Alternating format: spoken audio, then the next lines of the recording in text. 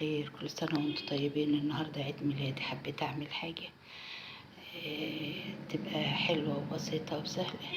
عملت كريم كراميل، عبارة عن كل كوباية بيض كوباية لبن، بنحليهم بالسكر وبنعملهم كراميل، وبيتحط في الفرن لحد ما ينضج ولونه يبقى كده جميل، ويتاكل بالهنا والشفا. بيوم من ايام رمضان مع الإعلامية سهير يوسف، وعيد ميلادي. كل سنة وانتم طيبين، ورمضان كريم، رمضان الحب والسلام، رمضان الأمن والأمان، رمضان شهر ربنا يعود عليكم دايما بالخير وبالسعادة. شهر رمضان خير من 1000 شهر، تتنزل الملائكة والروح فيها بأمر ربها، سلام من هي حتى مطلع الفجر.